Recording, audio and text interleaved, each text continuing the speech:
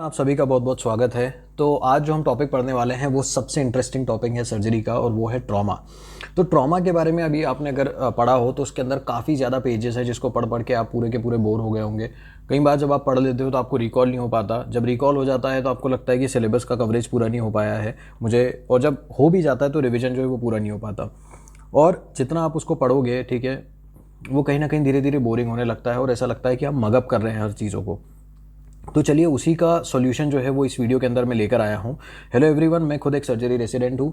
Okay, और मैं memory science के बेसिस पर आपको उन टॉपिक्स को पढ़ाता हूँ सर्जरी के, जो कि आपको ऐसे रैंडम फैक्ट्स रहते हैं और याद नहीं रहते हैं, और मैं प्रयास ये करता हूँ कि आपको ये काफ़ी लंबे समय तक याद रहे, ताकि उसको बार बार आपको रिवाइज ना करना पड़े। एक ही बार आप वीडियो देखें and you are good to go, you can apply your questions and you can go for your exams also. तो चलिए शुरू करते हैं। सबसे पहले जो है ट्रॉमा के अंदर शुरुआत होगी एक्सीडेंट से। यस, ऑफ कोर्स सीन जो है वो ट्रॉमा का ही है, तो ट्रॉमा से ही उसकी शुरुआत होनी चाहिए। इसके अंदर क्या होता है सर, देखिए कार जो है, एक कार से दूसरी कार, सपोज, वैसे तो बहुत तरह के ट्रॉमा हो सकते हैं, लेकिन सपोज एक कार से दूसरी कार का एक्सीडेंट हुआ है, वो सीन जो है वो आपको क्रिएट करना है। अगर आपने वो सीन क्रिएट कर लिया ना, तो उससे आपको एक एक चीज़ें मैं बता दूंगा। तो सबसे पहले क्या आता है, एम्बुलेंस आती है। तो ये एम्बुलेंस मैंने बताई आते हुए, ठीक है। अब एम्बुलेंस के अंदर दो चीज़ें रहती है। क्या चीज़ें रहती है भैया? एक तो एम्बुलेंस का ड्राइवर रहता है और बाकी पैरामेडिक स्टाफ रहता है, जिसको अपन फर्स्ट रिस्पॉन्डर भी बोल सकते हैं, ठीक है, कि they are the first responder. फिर जो फर्स्ट रिस्पॉन्डर रहते हैं वो कुछ ना कुछ इन्फॉर्मेशन कलेक्ट करते हैं, जैसे कि ये, ओके। और फिर जब वो फाइनली एम्बुलेंस से लेकर हॉस्पिटल में पहुंच जाते हैं, तो उसके बाद वहाँ पे जो डॉक्टर रहता है वो कुछ इन्फॉर्मेशन कलेक्ट करता है पेशेंट के बारे में। अगर पेशेंट थोड़ा बहुत बोल पा रहा है तो उससे, नहीं तो उसके अटेंडर से। यही सीन क्रिएट होता है, ऐसा ही होता है नॉर्मली, ठीक है। एक्सीडेंट होता है, एम्बुलेंस पहुँचती है, फिर एम्बुलेंस के जो लोग रहते हैं उनको अस्पताल पहुँचाते हैं, ठीक है। यही नॉर्मली चीज़ होती है। अब इसके अंदर मैंने क्या चीज़ जोड़ी है, ये चीज़ जोड़ी है कि सर एम्बुलेंस के अंदर जो लोग उतरे उन्होंने क्या किया, ठीक है, उनसे अपनों को क्या उम्मीद करना है, और फिर वहाँ जो डॉक्टर रहेगा इमरजेंसी के अंदर उनसे अपनों को क्या उम्मीद करना है, ठीक है। यही होता है नॉर्मली। अब आप देखो, इसको करते जाओ मेरे साथ एक एक, ठीक है। तो सबसे पहले जो है एम्बुलेंस के अंदर ये रहे पैरामेडिक स्टाफ, ठीक है। अब इनका क्या काम रहता है, इनके चार काम रहते हैं। पहला चीज़ रहता है सीन को देखना, ठीक है। फिर दूसरा रहता है इनिशियल असेसमेंट करना, फिर है ट्राइज या ट्रांसपोर्ट करना, और चौथा है क्रिटिकल इंटरवेंशन करना। अब मैं समझाता हूँ एक एक चीज़ करके, एकदम मेमोरी साइंस को याद रखते हुए और मूवी की तरह। सबसे पहले देखो, जब भी पैरामेडिक जाता है ना, तो वो आसपास का सीन देखता है। वो ऐसा नहीं है कि एक लेमन को भी पता होता है कि एक्सीडेंट हुआ है, लेकिन वो आसपास का सीन देखता है, ठीक है, कि एक्सीडेंट जो है वो कैसे हुआ है, मतलब मैकेनिज्म कैसा है, एक दूसरे से कार टकरा गई है या ऊपर से कोई गिर गया है या कोई और वजह है। दूसरी चीज़ है इनिशियल असेसमेंट। इनिशियल असेसमेंट में वो जाके देखना चाहते हैं कि भैया पेशेंट वाइटली वगैरह कैसा है, रिस्पॉन्ड कर रहा है या नहीं कर रहा है। अभी तक अपने कुछ भी टेक्निकल या पैरामीटर्स की तरफ नहीं जा रहे हैं अपन, ओके। फिर अगर मान लो एक्सीडेंट के अंदर बहुत सारे लोग जो है वो चोटिल हो गए हैं, तो ट्राइज जो रहता है, सॉर्ट करने का काम जो रहता है, वो भी इन्हीं का काम रहता है कि भैया किसको पहले आपको एम्बुलेंस में लेकर जाना है, और किसको जो है आप किसी और गाड़ियों से भी भेज सकते हो, या उनको अगर हुआ तो आसपास छोटी जगह पर भी भेज सकते हो। और चौथा होता है फाइनली क्रिटिकल इंटरवेंशन। कहने का मतलब ये है कि अगर मान लो किसी पेशेंट का खून बह रहा है, तो वो तुरंत वहीं की वहीं उसको हेल्प कर सकते हैं। मान लो किसी को वॉमिटिंग हो रही है, तो या हिमोप्टेसिस हो रहा है, तो कोशिश ये कर सकते हैं कि बेसिकली वो एस्पिरेट ना कर ले, तो उसके हिसाब से वो कुछ ना कुछ इंटरवेंशन कर सकते हैं। इतना होने के बाद जो है वो बेसिकली ये दोनों जो है वो कहाँ पर लेकर आते हैं पेशेंट को, हॉस्पिटल में। तो यही इमेज के अंदर यही दिखाने की कोशिश करी गई है। आप इमेज को देखते जाओगे ना, तो आपको मूवी की तरह सारी की सारी चीज़ याद आ जाएगी, ठीक है। अब हम चलते हैं अपने पहले क्राइटेरिया की तरफ, और वो है MIST, जिसको हम मिस्ड क्राइटेरिया भी बोलते हैं। अब देखो, मिस्ड क्राइटेरिया का मतलब क्या है कि जो पैरामेडिक्स जो है ना, वो कुछ इन्फॉर्मेशन कलेक्ट करता है, ठीक है।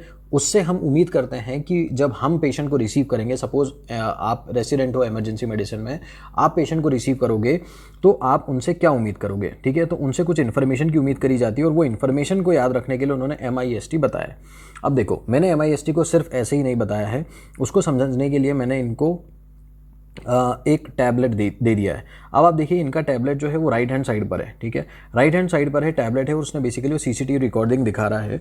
वो ये बताना चाह रहा है इमरजेंसी डॉक्टर को कि सर देखिए, मेरे पास तो रिकॉर्डिंग भी है, इनका एक्सीडेंट जो है वो कैसे हुआ था वो मुझे पता है, जिसका मतलब होता है मैकेनिज्म, कि मैकेनिज्म ऑफ इंजरी जो है वो कैसे हुई थी। या तो कार में एक्सीडेंट हुआ था, या ऊपर से गिर गया था, या कोई बम ब्लास्ट हुआ था, ठीक है। तो ये जो चीज़ें रहती है ना, ये मिस्ट के अंदर पहली चीज़ होती है, दैट इज़ मैकेनिज्म। और नॉर्मली क्या होता है, आप MIST तो पढ़ते रहते हो बार बार कि M से मैकेनिज्म, I से ये, S से ये, T से ये, लेकिन जैसे ही आप पन्ना घुमाते हो तो फिर वो वापस भूल जाते हो, या कोई एक भी एमसीक्यू के अंदर थोड़ा बहुत भी टेस्ट करता है आपको तो आप भूल जाते हो। उसको सॉल्व करने के लिए जो है मैंने इन सर को बनाया है और उनको उनके हाथ में राइट हैंड साइड पे टैब दिया है, समझ रहे हो, ताकि आपको ये चीज़ ना सिर्फ MIST या निमोनिक से याद रहे, क्योंकि वो वीक निमोनिक होते हैं, वो इतने अच्छे से काम नहीं करते हैं, लेकिन जो विजुअल निमोनिक होते हैं वो ज़्यादा बेहतर निमोनिक होते हैं। और इसीलिए मैंने इनको टैबलेट दिया है, वो बता पाए कि भैया मेरे पास तो CCTV रिकॉर्डिंग है, मुझे तो पता है कि ये एक्सीडेंट हुआ कैसे, ये पेशेंट इंजर जो है वो कैसे हुआ। So we have a CCTV recording of it and that is telling us that is telling us the mechanism of injury, ठीक है, कैसे हुई। फिर आप इनके राइट हैंड साइड पर देखिए, तो अब राइट हैंड साइड पर जो है बेसिकली एक बोर्ड है, ठीक है। अब वो जो बोर्ड रहता है वो अपन जो एग्जाम देने जाते थे वो वही वाला बोर्ड है। आराम से रुको, थोड़ा सा टाइम लो, विजुअलाइज करो, एग्जाम का बोर्ड विजुअलाइज करो ताकि आपको अच्छे से याद रह सके। अब एग्जाम के बोर्ड के ऊपर एक कागज़ है और उस कागज़ पर क्या लिखा हुआ है, इंजरीज। क्या लिखा हुआ है, इंजरीज। तो अब जो है वो होता है इंजरीज के बारे में अगर हम बात करें तो उससे क्या मतलब है, उससे ये मतलब है कि कहाँ कहाँ चोट लगी है, कि ठीक है हेड इंजरी है, क्या कोई फ्रैक्चर हुआ है, ये याद करने की ज़रूरत नहीं, मैं सिर्फ समझा रहा हूँ आप लोगों को, लेकिन आपको आई से इंजरीज तो याद रखना ही है। तो क्या तो उनके सर पे चोट लगी है, या कोई हड्डी का फ्रैक्चर हुआ है, या कोई खून बह रहा है, या कोई एब्डोमिनल इंजरी है। बेसिकली कहाँ पे चोट लगी है वो भी हम इन्हीं से उम्मीद करते हैं। फिर एग्जाम बोर्ड के जस्ट पास में देखेंगे तो एक बिल की रसीद है, ठीक है, एक बिल जैसे जिसके अंदर वो रहता है ना बारकोड वगैरह, तो ये बारकोड से आपको याद रखना है। वो बेसिकली क्या है, वो है ट्रीटमेंट। अब क्या होता है, ट्रीटमेंट का मतलब ये रहता है कि मान लो अगर किसी को ऑक्सीजन की कमी हो रही है तो तुरंत वहीं की वहीं आजकल तो एम्बुलेंस के अंदर ऑक्सीजन मास्क भी रहते हैं और ऑक्सीजन सिलेंडर भी रहते हैं। तो कहने का मतलब जो है वो ये है कि उनको ऑक्सीजन सिलेंडर से ऑक्सीजन की ज़रूरत थी तो वो उन्होंने पैरामेडिक स्टाफ ने दे दी। अगर मान लो फर्स्ट एड की ज़रूरत थी तो वो उन्होंने दे दी। अगर कोई ब्लीडिंग हो रही थी तो उसको किसी तरीके से उन्होंने कंट्रोल कर लिया या बचा लिया। या पेशेंट का सपोज BP बहुत गिर रहा था, तुरंत उन्होंने IV लाइन लेके IV फ्लूइड चढ़ा दिया। तो बेसिकली क्या है कि जो रिसीट है जो इनके हाथ में, दूसरे हाथ में है receipt, by the way character तो बहुत ही खुश लग रहा है, ओके। तो जो हाथ में रिसीट है वो क्या बता रही है, वो बता रही है ट्रीटमेंट के बारे में, ठीक है। तो ये बता रही है ट्रीटमेंट के बारे में, है ना। तो आपने क्या ट्रीटमेंट दिया। अब हमने M से मैकेनिज्म पढ़ लिया जो कि टैबलेट था, I से हमने इंजरीज पढ़ ली जो कि एग्जाम बोर्ड था, T से हमने ट्रीटमेंट पढ़ लिया जो कि बिल की रसीद थी। अब हम पढ़ने वाले हैं S से साइन और सिम्टम्स। तो इन्हीं भाई साहब को इमेजिन कर लो, इनके जो मुंह इतना बड़ा खुला हुआ है उसमें आपने दे दिया है थर्मोमीटर। थर्मोमीटर से बेसिकली मैं बताना चाह रहा हूँ साइन और सिम्टम्स। साइन और सिम्टम्स से मतलब ये है कि उनकी हार्ट रेट कितनी थी उस समय, या BP अभी उनका कितना है, ठीक है, दर्द हो रहा है तो कहाँ हो रहा है। तो ये जो चीज़ रहती है that is sine and symptoms. अब देखो नॉर्मली अगर आप मिस्ड क्राइटेरिया को पढ़ने जाते तो MIST करके पढ़ भी सकते थे, ठीक है, शायद आपके लिए पर्पस सॉल्व हो जाता, हाँ कि मैंने पढ़ लिया। लेकिन मैं फिर बता रहा हूँ, पहली चीज़ तो कभी समझ नहीं पाते कि एक्चुअली मिस्ड क्राइटेरिया कौन किसके लिए अप्लाई होता है। दूसरी चीज़ जो है वो ये है कि इसके अंदर आप को अगर एक MCQ के अंदर I को ही कंफ्यूज कर देते अगर वो, या T को कंफ्यूज कर देते किसी चीज़ से, तो आपके लिए वो पूरी मेहनत जो है वो बेकार जाती। तो इसीलिए अगर आपने अभी 5 मिनट लगा के इस चीज़ को देख लिया है, या ये जो सर है, जो कैरेक्टर है, जो कार्टून है, उसको अगर आपने देख लिया, विजुलाइज कर लिया है, तो ये यकीन मानो कि आपने अपने समय का सदुपयोग ही करा है। आप जब क्वेश्चन लगाने जाओगे तभी आपकी मेहनत का फल आपको मिलेगा, क्योंकि आप टाइम दे रहे हो पढ़ने में, तो इट इज़ एक्सपेक्टेड कि आपको फल मिले। और इसीलिए मैं एक MIST क्राइटेरिया जो छोटा सा क्राइटेरिया उसको भी इतना डिटेल में बता रहा हूँ, so that you can visualise it, you can keep it in your mind once and for all, ठीक है। वैसे ही अब हम चलते हैं दूसरे क्राइटेरिया पे और वो है एम्पल। अब देखो एम्बुलेंस जो है वो पेशेंट को लेकर तो आ गई, अब लेकिन एम्बुलेंस वहाँ पर है पहले इमरजेंसी मेडिसिन के डॉक्टर। अब वो क्या करेंगे, या उनसे क्या क्या इन्फॉर्मेशन जो है वो मिलती है, या वो क्या क्या इन्फॉर्मेशन लेंगे, उसको याद रखने के लिए एक और क्राइटेरिया है और वो है एम्पल क्राइटेरिया। अब मैंने इनको अलग अलग करने के लिए इनको अलग अलग जेंडर भी दे दिए हैं, ठीक है, वो मेल थे और ये फीमेल है और मैडम है ये, ठीक है, और एम्पल नाम है इनका। तो अब एम्पल से आपको क्या याद रखना है, देखो अब ये जो मैडम है ये काफ़ी खुश है जैसे वो खुश थे। अब दोनों इनके हाथ देखिए, सबसे पहले राइट हैंड साइड पर क्या लिखा हुआ है, येलो कलर का बोर्ड, और उसमें कॉशन साइन लिखा हुआ है। कॉशन मतलब कि ये चीज़ ना करी जाए, ठीक है। तो that stands for what, that stands for A for allergies, कि उनको क्या किसी चीज़ से एलर्जी है, ठीक है। हमारे इमरजेंसी मेडिसिन के अंदर सच में एक ऐसा पेशेंट आया था जिसको एंटी एलर्जिक से, लेवोसिट्राजिन से एलर्जी थी। Can you imagine it. तो इसीलिए ये जानना बहुत ज़रूरी है कि वो एलर्जिक किसी चीज़ से है या नहीं है, ठीक है। अगर पेशेंट थोड़ा बहुत भी होश में रहे, बात उसका GCS अच्छा रहे, तो यस वो मैडम पूछ सकती है उनसे, ओके। लेकिन अगर वो नहीं, तो जो उनको लेकर आता है, उनके अटेंडर या उनके साथ में जिनके साथ एक्सीडेंट हुआ, अगर वो लेकर आता है तो उनसे वो पूछ सकती है। अगर वो उनके घर के कोई सदस्य हैं तो उससे आपको एलर्जी मिलती है। खैर ये तो समझने के पॉइंट ऑफ व्यू से, याद करने के पॉइंट ऑफ व्यू से पीला कलर है। पीला कलर का जो साइन बोर्ड मैडम लेके खड़ी हुई है राइट हैंड साइड पर, ठीक है, उनके हाथ के अंदर क्या है वो आपको याद रखना है, क्योंकि जब आप वो याद रखोगे कि उनके हाथ में क्या था तो आप ए से एम्पल, ए से एलर्जीज बता पाओगे, समझे। फिर अब आप लेफ्ट साइड में देखिए, लेफ्ट साइड के अंदर ओ ओ ओ ओ ये तो कोई बहुत ही हिस्टोरिकल बुक लग रही है, मतलब बहुत पुरानी बुक लग रही है, कोई पुरानी डायरी लग रही है, ठीक है, जिसके अंदर पास्ट के बारे में लिखा हो रहता है, क्योंकि डायरीज जो रहती है वो अपने रिट्रीवल के लिए काम में आती है बेसिकली। मतलब आपको अगर फ्लैशबैक देखना है कि you know how your week went, how your year went, that is what diary is use for. तो उनके हाथ में वो डायरी है। तो बेसिकली ये जो डायरी है ये क्या बता रही है, ये बता रही है पास्ट हिस्ट्री के बारे में, कि पेशेंट की पास्ट हिस्ट्री क्या है, क्या वो क्रॉनिक हाइपरटेंशन है, क्या उसको डायबिटीज़ है, तो ये उसके बारे में बता रही है, ठीक है। अब ये मैडम जो है बेसिकली आप देख सकते हैं कि काफ़ी गुड लुकिंग है, ठीक है, इन्होंने अपना ध्यान अच्छे से रखा हुआ है, और इसीलिए ये जो सारी डाइट और मील्स है ये भी बिल्कुल अपने टाइम पर ही लेती है। तो इससे आपको क्या याद आएगा, इससे आपको याद आएगा मील, क्योंकि खाना इज़ नथिंग बट मील। तो लास्ट मील जो था कि आखिर में इन्होंने कौन सा नाश्ता किया, इन्होंने मतलब पेशेंट ने जिसका ट्रॉमा हुआ है, जिसको एक्सीडेंट हुआ है, उन्होंने क्या खाया था, वो भी इनका काम होता है, ठीक है। So L stands for last mile, ठीक है। और फिर हमारे पास में आती है एक बुक, वो उनके एप्रन से आ रही है, ठीक है। जनरली जो फर्स्ट ईयर रेसिडेंट होते हैं वो क्या करते हैं वो एक नोटबुक या डायरी जो है वो अपने एप्रन के अंदर रखते ही हैं, ठीक है। तुरंत कुछ भी होता है तुरंत फटाफट उसको स्क्रॉल करते हैं, देखते हैं, पढ़ते हैं और फिर वापस आ जाते हैं। सो यही उन्होंने भी करके रखा हुआ है, उनके पास भी यही है कि उनकी मेडिकल कंडीशन जो है वो कैसी है, ठीक है, मेडिकल कंडीशन के बारे में, ठीक है। फिर एक लास्ट है और वो है टैब। वो जो टैब मिस्ड क्राइटेरिया के अंदर था, वही मिस्ड क्राइटेरिया, वही टैब जो है वो इनको दिखाया गया है, और वो टैब जो है आपको लंबे समय तक याद रहेगा, ठीक है। तो ये टैब जो है दोनों में कॉमन है, ठीक है, एम्पल के अंदर। तो that is telling us the events that led to trauma कि सर मैं तो जा रहा था अपने फुटपाथ से, लेकिन पीछे से कार आई और ऐसा हो गया। तो the event that led to trauma, ठीक है। तो ये चीज़ जो है वो टैब बता रहा है। अब इनको अपन एक बार समराइज कर लेते हैं। तो सबसे पहले आते हैं मैडम, क्योंकि मैडम को अपना एम्पल नाम दिया है। उनके दोनों हाथों में कुछ ना कुछ चीज़ें हैं। एक हाथ के अंदर येलो कलर का ए फॉर एलर्जीज है, दूसरे हाथ में पास्ट हिस्ट्री है, तो ए और पी हो गया अपने पास में। फिर मैडम जो है अपनी सुंदरता का ध्यान रखती है, इसका मतलब वो टाइम पर खाना वाना भी खाती है, जिसका मतलब ये है कि उन्होंने मील्स तक वो पहुंच जाएंगे। हम जैसे ही मील्स के बारे में पता चलेगा तो हमको ये समझ में आ जाएगा कि लास्ट मील पेशेंट ने क्या लिया था, वो एम्पल क्राइटेरिया में आता है। फिर चूंकि मैडम है जूनियर रेसिडेंट है, तो उनके एप्रन के अंदर एक डायरी मिलेगी, और वो डायरी जो है मेडिकल कंडीशन के बारे में रहेगी कि अगर ऐसा होता है तो ऐसा होता है, ऐसा होता है तो ऐसा होता है। और फाइनली जो है वो है टैब, that is event that has led to trauma. तो अब ये हो गया हमारे पास में क्या, एम्पल क्राइटेरिया। तो अब आपको समझ में आया क्या हुआ, एक्सीडेंट हुआ, एम्बुलेंस वाले से अपनों ने कुछ इन्फॉर्मेशन ली, और फिर वहाँ से जो इमरजेंसी डॉक्टर था उससे अपनों ने कुछ इन्फॉर्मेशन ली। अब हम चलते हैं हमारे नेक्स्ट की तरफ। अब वो जो नेक्स्ट है वो क्या है, वो है हमारे पास में इमोबिलाइजेशन। अब अपन थोड़ा और डिटेल में जाते हैं। सपोज पेशेंट जो है ट्रॉमा हुआ, एम्बुलेंस वाले वहाँ पर पहुँचे।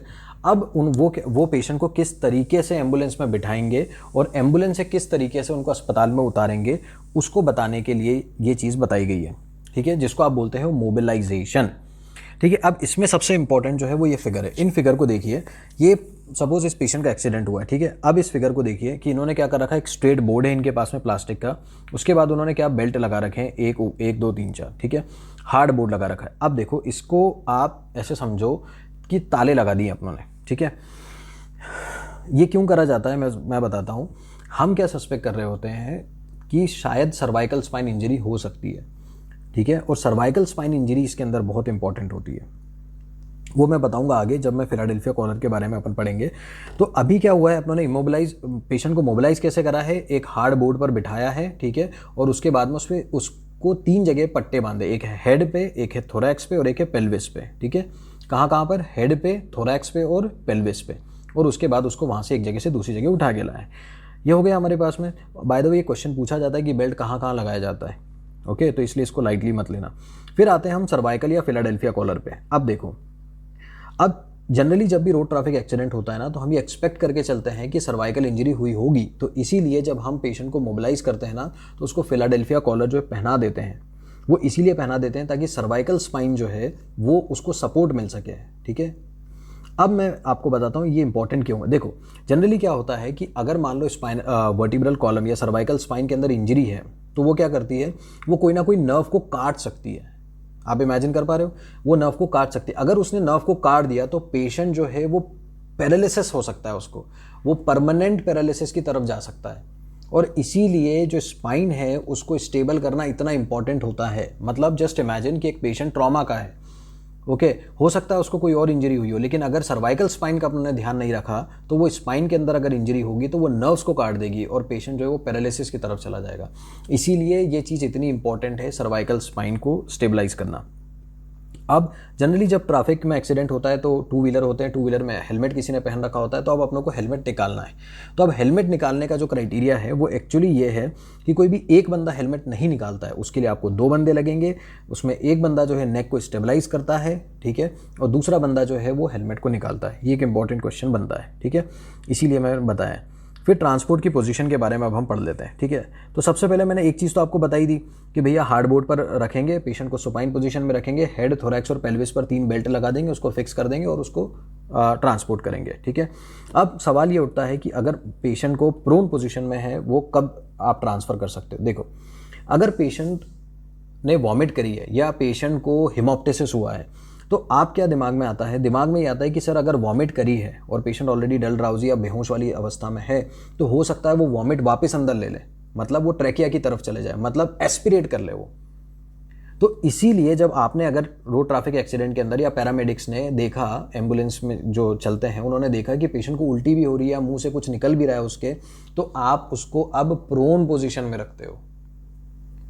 समझ रहे हो इंपॉर्टेंस कि एक तरफ जो है नॉर्मली मतलब बेस्ट ऑफ द बेस्ट क्या है कि सुपाइन पोजीशन में रखा जाता है, लेकिन अगर आपको ऐसा कुछ दिखा कि नहीं सर उल्टी भी हुई है उसको या मुंह से कुछ निकल रहा है या खून भी निकल रहा है तो आप उसको प्रोन पोजीशन में रखो ताकि वो एस्पिरेट ना कर ले। अगर एस्पिरेट कर लेगा तो फिर तो बहुत ही प्रॉब्लम हो जाएगी, ठीक है, पेशेंट की जान भी जा सकती है। तो इसीलिए आप उसको प्रोन पोजीशन में रखते हो। फिर एक और पोजीशन के बारे में कहा जाता है वो ये है कि लेटरल पोजीशन जो है उस लेटरल डेक्यूबिटस पोजीशन में नहीं रखना है ट्रांसपोर्ट करते वक्त।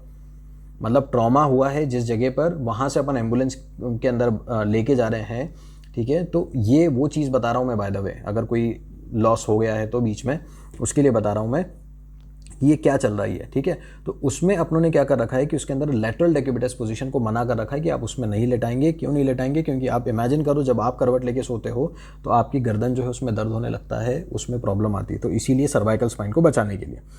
अब जो है हम चलते हैं जोन्स पर, ठीक है। अब जोन्स जो रहते हैं वो क्या है, वो बेसिकली ये बता रहे हैं कि ऐसी कौन कौन सी कंडीशन है, ठीक है, जिसके अंदर ट्रीटमेंट देना बहुत ज़्यादा ज़रूरी है और अगर ट्रीटमेंट नहीं दिया गया, ठीक है, तो पेशेंट की डेथ भी हो सकती है। तो इसीलिए बहुत इंपॉर्टेंट हो जाता है, ठीक है, ये सारी चीज़ें। तो अब हमने क्या कर रखा है, अब हमने जोन्स के अंदर डिवाइड कर रखा है। तो सबसे पहला जो जोन रहता है वो at the site of trauma है, कि जहाँ पर इम्पैक्ट हुआ, ठीक है, मतलब इम्पैक्ट हुआ उसको बोलते हैं जोन 1, ओके, और उसको बोला जाता है massive head injury. Massive head injury का मतलब कि मतलब अगर पेशेंट को बहुत ज़्यादा और गंभीर हेड के अंदर इंजरी हो गई है तो उसके अंदर ये हमको बोला जाता है, ठीक है। तो फिर अपन चलते हैं नेक्स्ट की तरफ, जो है जोन 2। जोन 2 के अंदर जो है वो ये बताया गया है कि पेशेंट की डेथ इन कारणों से हो सकती है, लेकिन अगर पेशेंट को ट्रीटमेंट 1 घंटे के अंदर अंदर मिल जाता है तो पेशेंट की मोर्टेलिटी बचाई जा सकती है। तो उसके लिए अपनों ने क्या कर रखा है, उसको जोन 2 में डिवाइड करके रखा हुआ है, ठीक है। तो बेसिकली जो है क्या हो रहा है कि इसके अंदर मान लो जोन 2 का मतलब ये है कि पेशेंट का एक्सीडेंट हुआ है, ठीक है, और अगर उनको इन चारों जो नीचे दी गई सारी कंडीशन है, मैं बताऊंगा एक एक करके, अगर उनको ये इनमें से कोई एक भी चीज़ होती है तो पेशेंट 1 घंटे के अंदर अंदर मर सकता है। तो बेसिकली ये जो जोन्स है ना वो अपनों ने किस हिसाब से डिवाइड करे हैं, टाइमलाइन के हिसाब से डिवाइड करे हैं कि कितने टाइम में पेशेंट की डेथ हो जाएगी, और इससे अपन पता लगाते हैं कि किसको अपनों को इम्पोर्टेंस देना है, ठीक है। वो आगे ट्रायज का कंसेप्ट आएगा। तो देखो, अगर मान लो पेशेंट का एक्सीडेंट हुआ है और पेशेंट को मैसिव हेड इंजरी है, तो जिस जगह पर वो हुआ है ना एक्सीडेंट, पेशेंट वहाँ भी ऑन स्पॉट मर सकता है। तो कई बार आपने सुना भी होगा जब केस आते होंगे कि ऑन स्पॉट डेथ हो गई किसी पेशेंट की, तो वो यही रहता है कि अगर एट द जोन 1 के अंदर ये है कि जिस जगह पर इम्पैक्ट हुआ है, जिस जगह पर ट्रॉमा हुआ है, जिस जगह पर हुआ है, और अगर पेशेंट को सर में लगी और मैसिव हेड इंजरी हुई है तो पेशेंट ऑन स्पॉट डेथ हो सकती है उसकी। फिर जोन 2 के अंदर क्या है कि पेशेंट 1 घंटे के अंदर अंदर मर सकता है। अब उनमें ऐसी कौन कौन सी कंडीशन आती है जो आपको याद रखनी है, ठीक है। अब सारा खेल ही इसका है कि ये याद नहीं रहती, तो मैं उसको सोल्यूशन देता हूँ आपको। तो सबसे पहले तो आप ये समझिए ABC, A for airway, B for breathing, C for circulation, ठीक है। एयरवे की ऐसी कौन कौन सी कंडीशन है जिसमें डेथ हो सकती है 1 घंटे के अंदर, same goes for breathing and then circulation. अब देखो एयरवे के अंदर जो है ये भाई साहब को देखिए, ये विलन है, बेसिकली चिल्ला रहे हैं। दूसरे भाई साहब जो है वो भी चिल्ला रहे हैं, लेकिन उनके हाथ में बम है, बलून्स है, ओके। और तीसरे जो विलन है वो बेसिकली सर्कुलेशन है, खूनम जार हो रहा है इनका। अब पहला जो रहता है ना वो रहता है एयरवे ऑब्स्ट्रक्शन। इसको मैं हमेशा ऐसे समझाता हूँ कि आप ट्रैकिया इमेजिन करो, ठीक है। अब उसमें क्या हो रहा है कि उसके अंदर सपोज किसी ने छोटी छोटी कुर्सियाँ जो आती है वो फेंक दी अंदर, तो क्या हो जाएगा, एयरवे का ऑब्स्ट्रक्शन हो जाएगा, है ना। 1 2 3 4 5 ऐसे ऐसे बहुत सारी कुर्सियाँ फेंक दी है, तो उससे आपको क्या विजुलाइज करना है, एयरवे ऑब्स्ट्रक्शन, पहली चीज़ हो गई। अब दूसरा क्या हो गया, फिर हम नीचे चलेंगे, ट्रैकिया से जस्ट नीचे तो ब्रोंकस आ जाएगा, तो ट्रैकियो ब्रोंकियल ट्री आ गया। अब सपोज उसको किसी ने निंजा नाइफ मार दी है, मतलब there is a tracheobronchial tree injury. तो ये 2 चीज़ें जो है ये इतनी सीवियर है, इतनी ग्रॉस है कि पेशेंट की 1 घंटे के अंदर अंदर मौत हो सकती है। तो सबसे पहले तो क्या हो गया, एयरवे ऑब्स्ट्रक्शन, दूसरा हो गया ट्रैकियो ब्रोंकियल ट्री इंजरी। अब हम आते हैं दूसरी तरफ और वह ब्रीदिंग। देखो बात ही ऐसी है ना कि आप ये सारी चीज़ें जब आप पढ़ते हो तो pneumothorax, tension pneumothorax, open pneumothorax, ये याद उस समय जब एग्जाम अभी जब पढ़ते हो ना जब, तब तो आपको ऐसा लगता है कि हाँ याद हो गया, लेकिन जैसे एग्जाम आती है ना then you start getting confused कि यार इसमें क्या पढ़ा था, इसमें क्या लिखा था, इसमें क्या हुआ था। और उसी का सोल्यूशन देने के लिए ना मैं इस तरीके की विजुअलाइजेशन आपको करवाता हूँ, क्योंकि जब आप विजुअलाइज कर लेते हो ना तो ये मान के चलो कि अब आपका काम खत्म है। अब आप आज अगर इस नॉर्मल रूम के अंदर आप विजुअलाइज कर पा रहे हो तो यकीन मानो एग्जाम के अंदर भी आप विजुअलाइज कर लेते हो, ठीक है। तो अब न्यूमोथोरैक्स को आप कैसे याद रखोगे, उनको आप याद रखोगे बलून से, ठीक है। फुग्गा जो है बेसिकली क्या है, उसमें हवा रहती है, हवा से क्या, हवा इज नथिंग बट न्यूमो, तो न्यूमो से आपको क्या याद रहेगा, न्यूमोथोरैक्स, ठीक है। अब न्यूमोथोरैक्स को आपको भी पता है वो 2 तरह के होता है, एक होता है ओपन और एक होता है टेंशन न्यूमोथोरैक्स, ठीक है।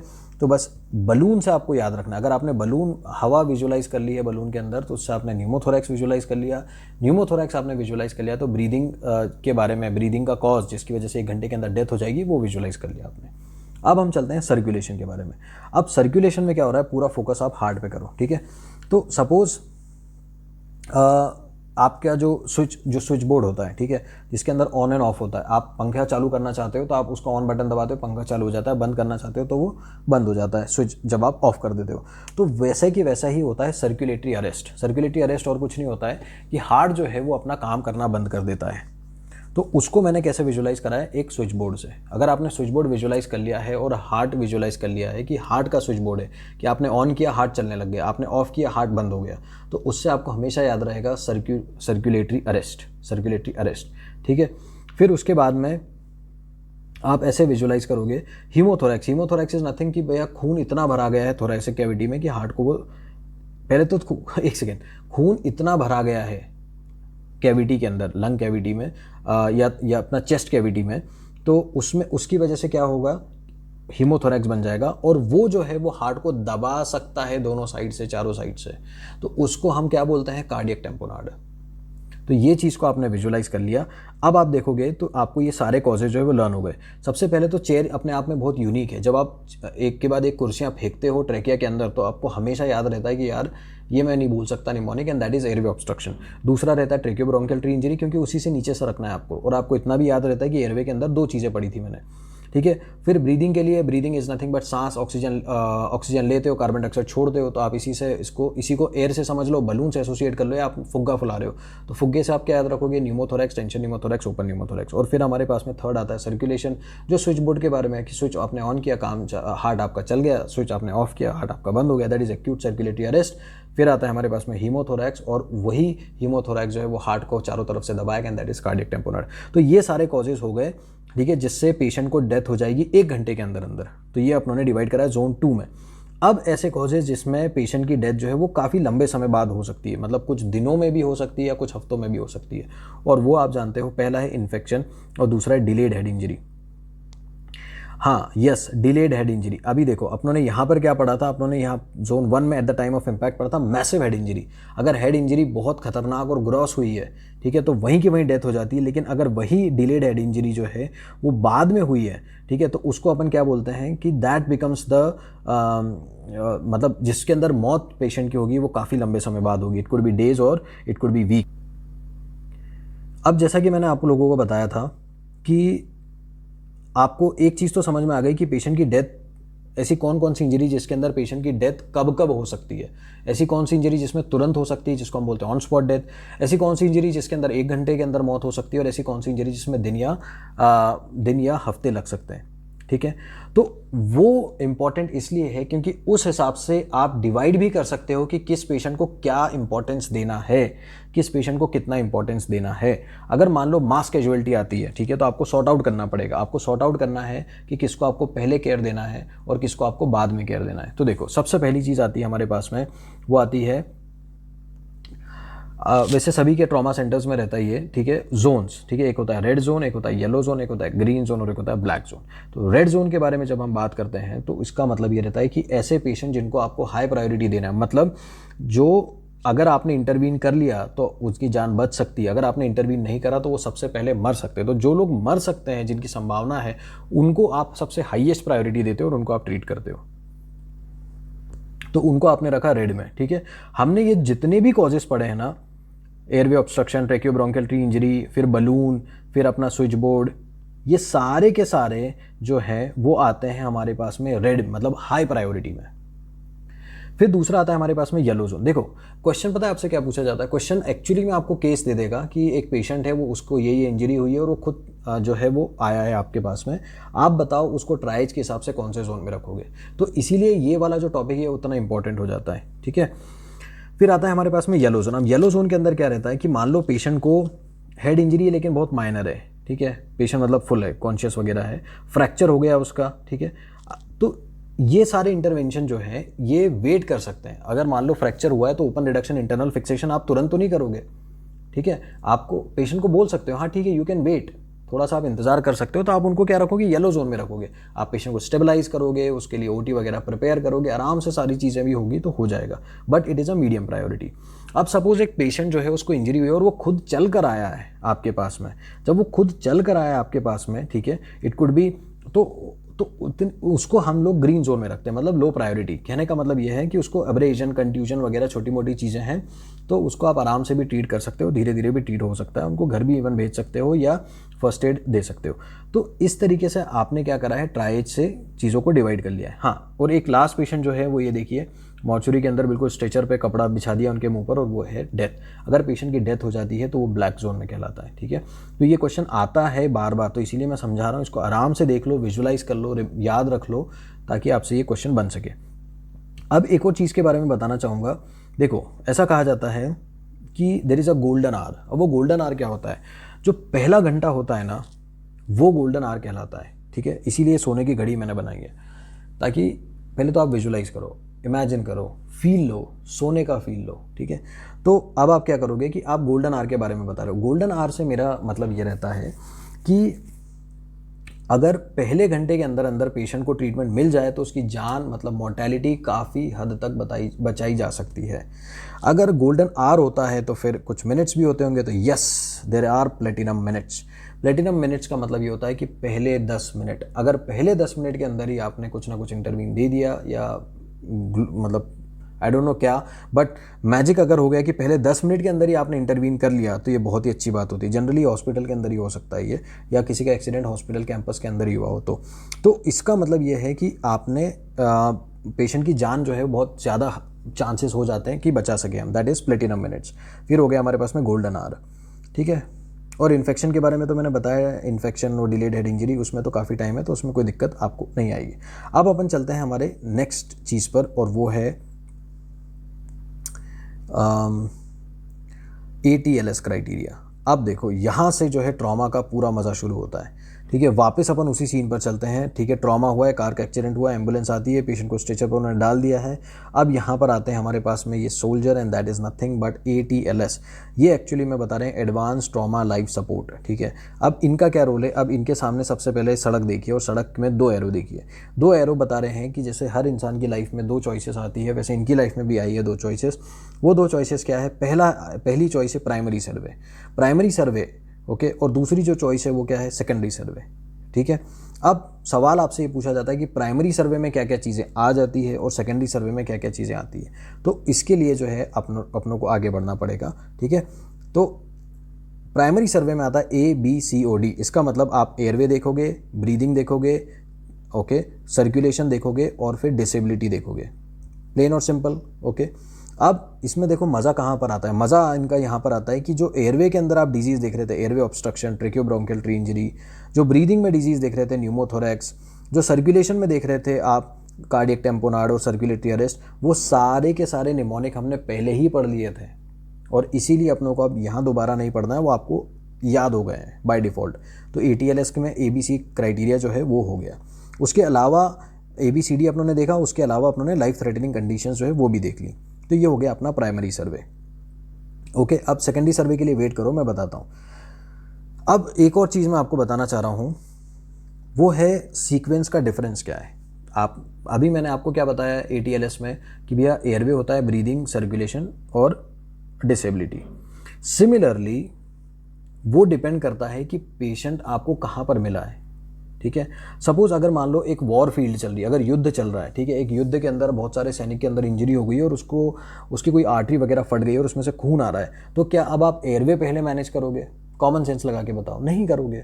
तो इसीलिए अब ये क्राइटेरिया जो वो थोड़ा सा बदल जाता है। तो जब ये आपको सोल्जर दिख रहे हैं नीचे थर्ड वाली रो में, तो वो यही बताना चाह रहे हैं कि अगर मान लो किसी पेशेंट का ऐसी एक्सीडेंट का साइट है या कहीं युद्ध वॉर वगैरह चल रहा है और पेशेंट को स्पर्टिंग हो रही है, इतना खून बह रहा है, स्पर्टिंग हो रही है, इतना खून बह रहा है, तो आप सबसे पहले उसको कवर करोगे जिसको हम बोलते हैं एक्सैंग्विनेटिंग।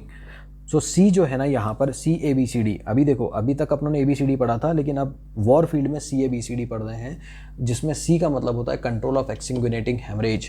अगर ऐसा खून आ रहा है जिसमें फव्वारा बन रहा है तो पहले आप उसको कंट्रोल करोगे, फिर आप जाओगे airway, breathing, circulation, disability management पे, समझे। फिर एक और चीज़ आती है advanced BLS, basic life support, और एडवांस्ड कार्डियक लाइफ सपोर्ट। उसके अंदर भी आप क्या करोगे, उसके अंदर आप CAB करोगे। पहले आप सर्कुलेशन देखोगे, एयरवे देखोगे और फिर ब्रीदिंग देखोगे।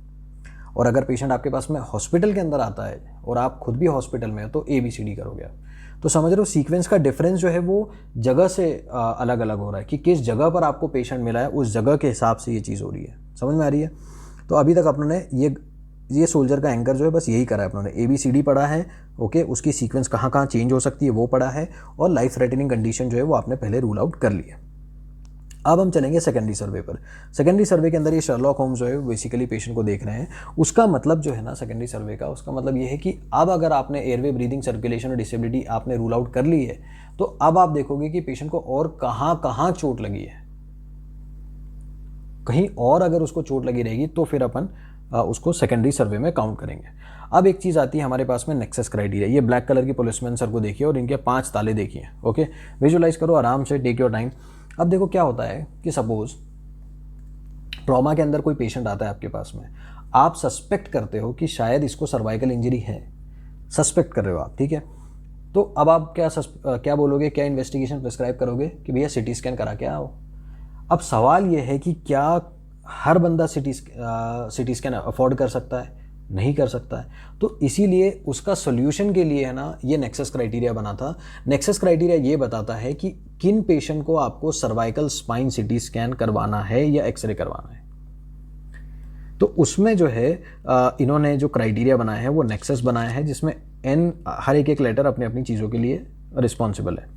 पर पहले जो है वो ये समझना इंपॉर्टेंट है कि नेक्सस क्राइटेरिया आखिर आप करवा ही क्यों रहे हो, ठीक है। क्योंकि आप सस्पेक्ट कर रहे हो कि स्पाइनल इंजरी है। अगर स्पाइनल इंजरी है तो आप CT स्कैन करवाएंगे या नहीं कराएंगे, उसको रूल आउट करने के लिए क्राइटेरिया आया है, ठीक है। तो सबसे पहले हम आते हैं N पर। N का मतलब होता है न्यूरो डेफिसिट। अब न्यूरो डेफिसिट जो है वो क्या होता है, बच्चे पढ़ तो लेते हैं, रट भी लेते हैं, लेकिन उनको कभी समझ में नहीं आता कि न्यूरो डेफिसिट आखिर है क्या भला। देखो न्यूरो डेफिसिट जो रहता है ना वो 3 तरह का रहता है। एक होता है सेंसरी डेफिसिट, एक होता है मोटर डेफिसिट और एक होता है फोकल डेफिसिट, ठीक है। अब देखो सेंसरी डेफिसिट का क्या मतलब है। सपोज आपके हाथ में किसी ने बहुत गरम चाय डाली है, तो आप क्या करोगे, आप सबसे पहले हाथ विड्रॉ करोगे। इसमें हुआ क्या है, इसमें हुआ ये है कि जो आपके स्किन के अंदर नर्व्स थी वो सिग्नल कैरी करके गई है ब्रेन तक, और ब्रेन ने वापस उसको सिग्नल भेजा है कि भैया कोई चीज़ खतरा है, आप उसको हटा लो। तो आप उसको क्या करते हो, हटा लेते हो। That is sensory, right. अब अगर वो नहीं हटा पा रहे हो आप, तो दैट इज सेंसरी डेफिसिट। मतलब आप किसी पेशेंट को चिमटी भर रहे हो और पेशेंट विड्रॉ नहीं कर रहा है, तो मतलब उसके सेंसेशंस कमज़ोर हो गए, सेंसरी डेफिसिट आ गया है। तो N नेक्सस में N जो है वो मिल गया आपको। फिर आता है हमारे पास में मोटर डेफिसिट। अब मोटर डेफिसिट में क्या होता है, देखो सपोज आप क्लासरूम में हो, ठीक है। अब आपके पास में एक फ़ैन है, ठीक है। वो फ़ैन जो है वायरिंग से कनेक्टेड है और एक स्विच बोर्ड है, ठीक है। जैसे ही आप फ़ैन का स्विच ऑन करते हो तो करंट जो है फ्लो करता है और पंखा चालू हो जाता है। अब सपोज आपने स्विच ऑन करा और वायर बीच में से कटा हुआ है, तो क्या पंखा चालू होगा या नहीं होगा? जवाब है नहीं होगा। बस इसी एंकर या इसी एनालॉजी या इसी विजुअलाइजेशन से आप याद रखोगे कि this is nothing but a motor deficit. Motor deficit का मतलब समझ रहे हो? मोटर डेफिसिट का मतलब यही है कि भैया ब्रेन तो हेल्दी है, ब्रेन तो हेल्दी है, उसमें कोई प्रॉब्लम नहीं, क्योंकि ब्रेन ने सेंसेशंस तो कैरी कर दिए, उसने सिग्नल भी भेज दिया। लेकिन अगर आप पेशेंट को बोलो कि पैर उठा के बताओ और वो नहीं उठा पा रहा है पैर, तो that is nothing but a motor deficit. फिर आता है हमारे पास में फोकल डेफिसिट। फोकल डेफिसिट का मतलब क्या है कि जिसमें हम कहते हैं ना कि भैया हमारे घर में सपोज लाइट चले गई, तो हम कहते हैं कि भैया पूरे एरिया की लाइट तो है लेकिन हमारे घर की लाइट चले गई। That is nothing but a focal deficit. या हमारे हॉस्टल में सबकी लाइट है लेकिन मेरे कमरे की लाइट जो है वो चले गई है, and that is nothing but a focal deficit. तो एन क्राइटेरिया अच्छे से समझ में आया, ठीक है। अब हम चलते हैं ई क्राइटेरिया पे। ई क्राइटेरिया में होता है इथेनॉल इंटॉक्सिकेशन। सीधी सी बात है, अगर मान लो पेशेंट बोल नहीं पा रहा है, आप उसके पास जाते हो, स्मेल करते हो, आपको लगता है कि हाँ इथेनॉल उसने पी रखा है, तो उसको आप क्या बोलोगे? Ethanol intoxication. तो अब नेक्सस क्राइटेरिया के आपके 2 क्राइटेरिया सेटिस्फाई हो गए। अब एक्स मतलब होता है एक्सट्रीम डिस्ट्रैक्टिंग इंजरी, मतलब ऐसी इंजरी जिसमें हड्डी बाहर आ गई हो, पूरा फ्लैश जो फ्लैश है वो दिख रहा हो, लेसरेटेड वुंड हो, तो दर्द के मारे वो उसी को इतना चिल्ला रहा है कि उसका किसी और जगह पे ध्यान नहीं जा रहा है। That is nothing but a distracting injury, ठीक है। फिर आता है यू मतलब unable to provide the history, ठीक है। पेशेंट से आप बात कर रहे हो, भैया कैसे हुआ, आप कहाँ पे खड़े थे, कौन सी गाड़ी ने ठोका, तो he is unable to provide the history. तो एक और क्राइटेरिया सेटिस्फाई हो गया। और एस जो है वो सबसे कॉमन चीज़ है और सबसे कॉमन सेंस वाली चीज़ है, और वो है स्पाइनल टेंडरनेस। मतलब आपने स्पाइनल कॉर्ड वाले स्पाइन वाले एरिया पर हाथ लगाया, चेक करा, अगर पेन हो रहा है उस पेशेंट को, तो आप बोलोगे कि सर स्पाइनल टेंडरनेस भी है। अगर इनमें से ये क्राइटेरिया सेटिस्फाई होते हैं, ठीक है, अगर इसमें से क्राइटेरिया सेटिस्फाई होते हैं तो आप पेशेंट को बोलोगे कि हाँ अब आप रेडियोग्राफी स्टडी करवा लो, ठीक है। लेकिन अगर नहीं होते हैं तो फिर अब आपको कोई भी इन्वेस्टिगेशन कराने की ज़रूरत नहीं है। समझ में आ रही मेरी बात? अगर पांचों चीज़ें एब्सेंट है, अगर पांचों के पांचों चीज़ें एब्सेंट है तो कोई दिक्कत वाली बात नहीं है ना, कि भैया पेशेंट मतलब ठीक है, उसको कोई दिक्कत नहीं है, अब आपको सिटी स्कैन कराने की ज़रूरत नहीं है। तो इस तरीके से आप पेशेंट, जो गरीब लोग आते हैं ना, आप उनको हेल्प कर सकते हो, ठीक है। अब हम चलते हैं हमारी दूसरी तरफ। इसके अंदर वही फिलाडेल्फिया कॉलर एक पेशेंट को पहना रखी हुई है। अब बेसिकली हम क्या करना चाह रहे हैं, अब हम एयरवे की तरफ जाना चाह रहे हैं धीरे धीरे करके, ठीक है। तो अब इसमें क्या रहता है, जब आप एयरवे भी करते हो, मैं अभी और अच्छे से बताऊंगा इंट्यूबेशन के बारे में कि इंट्यूबेशन में क्या क्या करेंगे, लेकिन उसमें भी जब हम करने जाते हैं ना, तो हम सर्वाइकल स्पाइन को स्टेबलाइज करते हैं, ठीक है। अगेन वही उसका रीज़न है कि भैया पेशेंट पैरालिसिस में ना चला जाए, तो इसीलिए सर्वाइकल स्पाइन को आपने स्टेबलाइज करा, फिर आपने एयरवे मैनेज करा, ठीक है। तो इसीलिए उसको हार्ड कॉलर पहनाई गई है। अब अगला सवाल आता है, ठीक है, अभी तक अपनों ने देखो ATLS क्राइटेरिया पढ़ा था, है ना, ये सर को पढ़ा था मैंने, 2 सड़क के आपको चॉइसेस बताई थी, उसमें मैंने बताया था एयरवे, ठीक है, एयरवे। अब अपन क्या करेंगे, एक एक करके सारे पॉइंट्स पढ़ेंगे, एयरवे, ब्रीदिंग, सर्कुलेशन, डिसेबिलिटी। तो अभी अपन पढ़ रहे हैं एयरवे। अब एयरवे जो है, क्वेश्चन सवाल ये आता है कि आपको डेफिनेटिव एयरवे अचीव करने के क्या इंडिकेशन है, आप क्यों पेशेंट को इंट्यूबेट करना चाहोगे, या आप क्यों पेशेंट को एंडोट्रैकियल ट्यूब डालना चाहोगे, ये जो है सवाल आपके दिमाग में आएगा। तो उसके भी रीज़न है, उसका जो रीज़न है वो मैं आपको बहुत लॉजिक से समझाऊंगा। सबसे पहला है he is unable to speak, वो बोल ही नहीं पा रहा है, ठीक है, वो बोल ही नहीं पा रहा है। अब नॉर्मली क्या होता है, हमारे ट्रेकिया से जो है हवा बाहर की तरफ निकलती है, वोकल कॉर्ड्स पर जाके वाइब्रेट होती है और उस तरह से वॉइस निकलती है। लेकिन अगर पेशेंट बोल नहीं पा रहा है तो आप क्या सस्पेक्ट करोगे कि भैया वो जो हवा है वो बाहर नहीं निकल पा रही है, और वो निकल नहीं पा रही है मतलब देयर इज़ एन ऑब्स्ट्रक्शन जो उस हवा को ऑब्स्ट्रक्ट कर रहा है, जिसकी वजह से वो नहीं निकल पा रही है। So he is unable to speak, and that becomes one reason कि आपको डेफिनेटिव एयरवे अचीव करना ही है, या तो एंडोट्रेकियल ट्यूब डालना है, ओके, पेशेंट को इंट्यूबेट करना है। दूसरा है अनएक्सप्लेन्ड कन्फ्यूजन। देखो अब इसमें भी क्या होता है, इसका भी एक रीज़न होता है। रीज़न ये होता है सर कि अगर पेशेंट के दिमाग में ऑक्सीजन जब नहीं जाती है या ऑक्सीजन की कमी हो जाती है ना उसके दिमाग में, तब हम बोलते हैं there is an unexplained confusion. समझ में आ रहा है? फिर हमारे पास में थर्ड आता है maxillofacial injury, severe maxillofacial injury.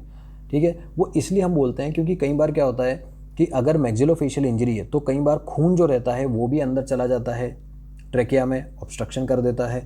या कई बार अगर हड्डियाँ जो रहती है जिनमें फ्रेगमेंट्स रहता है, कई बार जो हड्डियों का फ्रेगमेंट्स रहता है वो भी अंदर चला जाता है एयरवे के अंदर, तो इसीलिए उसकी वजह से भी एयरवे ऑब्स्ट्रक्शन हो सकता है। तो इसीलिए हम डेफिनेटिव एयरवे अचीव करते हैं। तो समझ में आया 3 कारण जिसकी वजह से आपको डेफिनेटिव एयरवे लेना है, पेशेंट को इंट्यूबेट करना ही करना है।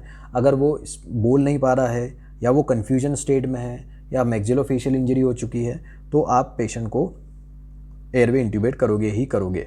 अब हमारे सामने जो चीज़ आती है वो आती है इंट्यूबेशन के 2 तरीके। ठीक है, या तो आप मुंह से इंट्यूबेट कर सकते हो या आप नाक से इंट्यूबेट कर सकते हो। तो जब मुंह से करते हो तो उसको बोलते हैं ओरोट्रैकियल इंट्यूबेशन, जब आप नाक से करते हो तो उसको बोलते हैं नेजोट्रैकियल इंट्यूबेशन। ठीक है, अब नेजोट्रैकियल इंट्यूबेशन में हड्डी का कंकाल जो है वो ये बताना चाह रहा है कि भैया आप कब नहीं कर सकते, वो आप तब नहीं कर सकते जब एंटीरियर स्कल बेस फ्रैक्चर हो। ठीक है, मतलब जो बेस ऑफ द स्कल होता है ना, ओके, वो 3 में डिवाइडेड है, एंटीरियर, मिडिल और पोस्टीरियर। तो जब एंटीरियर वाला बेस फ्रैक्चर होता है ना तब आप उसको नहीं कर सकते हो। ठीक है, उसके अलावा एयरवे रेस्क्यू टूल बॉक्स भी रहता है हमारे पास में। ठीक है, उसमें 2 चीज़ आपको याद रखना है। एक तो स्क्रीन याद रखना है जिसके अंदर आपको स्क्रीन के अंदर पूरा लैरिंगोस्कोप दिख रहा है, अपना पूरा लैरिंग्स दिख रहा है, and that is nothing but video laryngoscope. और दूसरा है लैरिंजियल मास्क एयरवे। ठीक है, तो खैर अभी तो इंट्यूबेशन के पॉइंट ऑफ व्यू से समझ में आ गया। तो इसीलिए आपने भी अपने अस्पताल में देखा होगा तो ओरो ट्रैकियल इंट्यूबेशन ही मोस्टली होता है। अब सवाल ये आता है कि अगर ओरोट्रैकियल इंट्यूबेशन फेल हो गया हो, आप नहीं कर पा रहे हो उसका इंट्यूबेशन, ठीक है, तब आप क्या करोगे? अब यहाँ से इंटरेस्टिंग चीज़ें शुरू होगी। अब जो है हम नीडल क्रिकोथायरॉयडोटॉमी करेंगे। अब इसमें क्या होता है देखो, मैं आपको बहुत अच्छे समझाता हूँ। क्रिकोइड कार्टिलेज है, थायरॉयड कार्टिलेज है, दोनों के बीच में मेम्ब्रेन है। ठीक है, उस मेम्ब्रेन के अंदर आप नीडल डाल दोगे, यस, तो उसको आप बोलते हो नीडल क्रिकोथायरॉयडोटॉमी। अब इंपॉर्टेंट बात पता है क्या है? इंपॉर्टेंट बात यह है कि ये परमानेंट इलाज नहीं है। आपको सिर्फ ये टाइम दे सकता है, 10 से 15 मिनट का और टाइम मिल सकता है आपको इसका कोई और सोल्यूशन ढूंढना पड़ेगा। ठीक है, तो ये हो गया हमारा इमरजेंसी मैनेजमेंट, इसीलिए इसको हम इमरजेंसी मैनेजमेंट बोलते हैं। तो क्या आपको इसका सोल्यूशन ढूंढना पड़ेगा? वो रहेगा डेफिनेटिव, और डेफिनेटिव जो रहेगा वो रहेगा ट्रैकियोस्टमी। ट्रैकिया के अंदर ही आपको कुछ जो है वो घुसना पड़ेगा। तो that is the definitive management. अगर आप पेशेंट को इंट्यूबेट जो है नहीं कर पा रहे हो तो आपको ट्रैकियोस्टमी करना पड़ेगा। समझ में आ रही बात? ठीक है, हाँ, अब यहाँ से देखो, कहानी सुनो आप। ठीक है, पहला आता है हाई फ्लो ऑक्सीजन और दूसरा आता है वाई शेप्ड कनेक्टर। अब वापस अपन चलते हैं नीडल क्रिकोथायरॉयडोटॉमी पे। ठीक है, जो मैंने क्रिकोइड कार्टिलेज जो थायरॉयड बताया ना आपको, उस मेम्ब्रेन के अंदर वापस चलते हैं। अब इसमें क्या हो रहा है सर, आप इसके अंदर हाई फ्लो ऑक्सीजन देते हो। ठीक है, नीडल आपने डाली, वो नीडल को आपने ऑक्सीजन से कनेक्ट कर दिया, तो आप कितनी ऑक्सीजन दे रहे हो? 15 लीटर प्रति मिनट के हिसाब से ऑक्सीजन दे रहे हो। ठीक है, अब होता क्या है ना कि वो जो नीडल आपने डाली है, ठीक है, आप डायरेक्ट उसको ऑक्सीजन से कनेक्ट नहीं करते हो, आप एक वाई शेप्ड कनेक्टर लेते हो। ये दिख रहा है आपको, ये कार्टून एक्चुअली वाई, इसको इमेजिन करो तो वाई शेप्ड कनेक्टर हो गया। तो एक जो वाई के 3 लिम्स हो गए, एक लिम तो जो आपने नीडल क्रिकोथायरॉयडोटॉमी के लिए इस्तेमाल करी थी उसके साथ जोड़ दिया आपने। अब बची 2 नीडल, एक को आपने क्या करा, एक को आपने ऑक्सीजन जो है उससे जोड़ दिया कि जिससे आप ऑक्सीजन सप्लाई करोगे, और दूसरा जो है उसको आपने अपने अंगूठे में दबा के रखा हुआ है। अभी बस सुनते जाओ, मैं आपको सब बताऊंगा। ठीक है, तो अब हो क्या रहा है कि पेशेंट को आप ऑक्सीजन तो दे रहे हो एक तरफ से, ठीक है, और दूसरी तरफ से उसकी जो एयर है, जो कार्बन डाइऑक्साइड है, वो अपनों को बाहर निकालना। अब होता क्या है ना, इसको यूज़ करने का जो तरीका है वो है कि 1 सेकंड के लिए आप ऑन करते हो, 4 सेकंड के लिए उसको बंद करते हो। वो इसलिए करा जाता है क्योंकि पेशेंट को ना कार्बन डाइऑक्साइड रिटेंशन हो जाता है, तो अब जो है वो एसिडोसिस में पेशेंट चला जाता है। तो इसीलिए इसको इस्तेमाल करने का जो तरीका है ना वो यही है कि आप एक टाइम पे क्या करते हो कि उसको 1 सेकंड के लिए तो चालू कर देते हो ताकि ऑक्सीजन अंदर आ जाए, फिर 4 सेकंड के लिए बंद कर देते हो। क्यों? क्योंकि पेशेंट को कार्बन डाइऑक्साइड भी बाहर फेंकना है, और इसीलिए इसको इस तरीके से चलाया जाता है। अच्छा, एक और चीज़ मैं बता दूं कि ये भी कोई परमानेंट इलाज नहीं है। मैंने बताया ना, ये इमरजेंसी क्रिकोथायरॉयडोटॉमी है ये, तो ये आपको सिर्फ इमरजेंसी में करना है, और ये सिर्फ आपको टाइम बाय करके दे सकता है 15 से 30 मिनट का। लेकिन आपको कुछ ना कुछ डेफिनेटिव मैनेजमेंट एयरवे तो अचीव करना ही पड़ेगा। ठीक है, अच्छा, अब ये बच्चा देखो कितना मासूम है। ये बेसिकली ये बताना चाह रहा है कि बच्चों के अंदर जो है आप क्या करते हो कि आप सर्जिकल क्रिकोथायरॉयडेक्टोमी मत करो। अगर 12 साल से छोटे का बच्चा है तो आप उसको मत करो, क्योंकि सबग्लॉटिक स्टेनोसिस होता है। अब देखो, अपनों ने क्या करा, एडल्ट आया, फटाफट अपन इंट्यूबेट नहीं कर पा रहे थे, अपनों ने क्रिकोथायरॉयडेक्टोमी कर दी। लेकिन बच्चों के अंदर हम नहीं करेंगे, क्यों? क्योंकि क्या होता है, सबग्लॉटिक स्टेनोसिस हो जाता है, पेशेंट जिंदगी भर उसको स्ट्राइडर रहता है। तो इसीलिए अब इसको क्यों नहीं करा जाए, तो उसके 2 रीज़न दिए जाते हैं। एक तो सबसे पहला रीज़न जो है वो ये दिया जाता है कि हीलिंग और फाइब्रोसिस होती है। जब हीलिंग होती है, फाइब्रोसिस होती है, तो उसका एयरवे सिकुड़ जाता है। ठीक है, तो अब मेरा आपसे सवाल ये है कि सर हीलिंग और फाइब्रोसिस तो एडल्ट में भी होगी। अब अगर एडल्ट में भी हीलिंग और फाइब्रोसिस हो रही है, तो ऐसा क्यों है कि सिर्फ बच्चों के अंदर कॉन्ट्राइंडिकेटेड है ये और एडल्ट में नहीं है? इसका जो रीज़न है ना, वो है ऑसिफिकेशन। एडल्ट की जो ट्रेकिया रहती है ना, उनकी जो बोन्स रहती है उसमें ऑसिफिकेशन होता है, वो हार्ड रहती है बेसिकली, और बच्चों की जो रहती है वो नरम रहती है। इसको अगर आप ऐसे नहीं समझ पा रहे हो तो अब ऐसे समझो कि एक आपके पास पाइप है लोहे का, और एक आपके पास है पाइप प्लास्टिक का। अब आप क्या करते हो कि जो लोहे का पाइप है, ठीक है, उसमें लोहे के पाइप के अंदर अगर हीलिंग होती है या फाइब्रोसिस होती है, ठीक है, तो उसमें उसके साइज़ पर, उसकी जो डायमीटर है ल्यूमेन की, उस पर कोई फ़र्क नहीं पड़ेगा। लेकिन अगर प्लास्टिक वाले के अंदर हीलिंग और फाइब्रोसिस होगी तो वो सिकुड़ेगा, वो अपने आप को अंदर की तरफ धकेलेगा। तो अगर आप इन दोनों पाइप को विजुलाइज कर पाओगे ना, तो आप समझ पाओगे कि बच्चों के अंदर जो है हम क्रिकोथायरॉयडेक्टोमी क्यों नहीं करते हैं। ठीक है, अब अपन चलते हैं ब्रीदिंग पर। अभी तक अपनों ने क्या करा था, सिर्फ एयरवे पढ़ा था। अब अपनों ने एयरवे सिक्योर कर ली है, अब अपन चलते हैं ब्रीदिंग पर। अब ब्रीदिंग के अंदर जो है हमको याद रखना है कि क्या क्या चीज़ें आती है। तो सबसे पहले आता है ब्रीदिंग में चेस्ट का एग्जामिनेशन, ठीक है। फिर उसके बाद में आता है पल्स ऑक्सीमीटर की सैचुरेशन जो है पेशेंट को कितना हो रहा है। फिर हम करेंगे चेस्ट के एक्सरेज, पेल्विक एक्सरे और सर्वाइकल एक्सरे। इंपॉर्टेंट ये सारी बातें, ये मैं जस्ट ऐसे ही नहीं कह रहा हूँ। और फिर हम करेंगे फास्ट स्कैन, मतलब फोकस्ड एनहांस्ड सोनोग्राफी स्कैन। तो उसमें क्या करेंगे कि हम चेस्ट के अंदर देखना चाहेंगे कि फ्लूइड कितना है और कितना नहीं है। तो आपको समझ में आ रहा है कि ऐसे कौन कौन से टूल है जिससे हम चेस्ट का एग्जामिनेशन कर पाएंगे। ठीक है, चलो अब हम चलते हैं सी वाले पार्ट में, दैट इज सर्कुलेशन। तो इसका मतलब ब्रीदिंग जो है वो सबसे छोटा और आसान है, तो आपको उससे क्लियर हो जाएगा। चेस्ट एक्सरे करा लिया, फास्ट स्कैन आपने करा लिया, 2 इन्वेस्टिगेशंस आपने करा ली, और जो एक है चेस्ट एग्जामिनेशन और पल्स ऑक्स आपने खुद कर लिया। अब हम आते हैं सर्कुलेशन पर। अब देखो, सर्कुलेशन में क्या करते हैं, हम लार्ज बोर आईवी लाइंस लगाते हैं, कम से कम 18 गॉज की। ठीक है, कहने का मतलब ये है कि जब आप गॉज जो साइज़ रहता है ना 18 गॉज का, उसका ल्यूमेन बहुत बड़ा रहता है। तो जब आप फ्लूइड देते हो ना किसी भी पेशेंट को, तो वो बहुत तेज़ी से उसके बॉडी में जाता है। तो इसलिए 18 गॉज का आपने सर्कुलेशन फ्लूइड लगा दिया। ओके, उसके अलावा आप क्या करोगे, उसके अलावा आप मेडिकल मैनेजमेंट में आप दे सकते हो ट्रेनेक्सेमिक एसिड। अब सवाल ये आता है कि ट्रेनेक्सेमिक एसिड कब दिया जाता है। ठीक है, देखो मैं इसको हमेशा याद रखता हूँ ट्रेनेक्सेमिक एसिड को एक कार की तरह। एक कार है जिसका एक्सीडेंट हो गया है, तो जो ड्राइवर रहेगा उसको हेमरेज होगा या नहीं होगा, बहुत सारा होगा, सीवियर हेमरेज होता है उसको। अब कार जो है, इसको आपको ऐसे समझना है कि उसकी जो स्पीड थी वो कितनी थी, वो 110 से ज़्यादा की स्पीड से चला रहा था। डेफिनेटली अगर 110 से ज़्यादा चलाओगे तो एक्सीडेंट हो गई। तो यहाँ पर जो है जो हार्ट रेट है वो 110 है, और कार की एनालॉजी से जो उसकी स्पीड है वो 110 है। ठीक है, और सिस्टोलिक ब्लड प्रेशर जो है वो 90 से कम है। ठीक है, 90 से मतलब ये है कि उसकी गाड़ी का जो नंबर रहता है वो 90 है।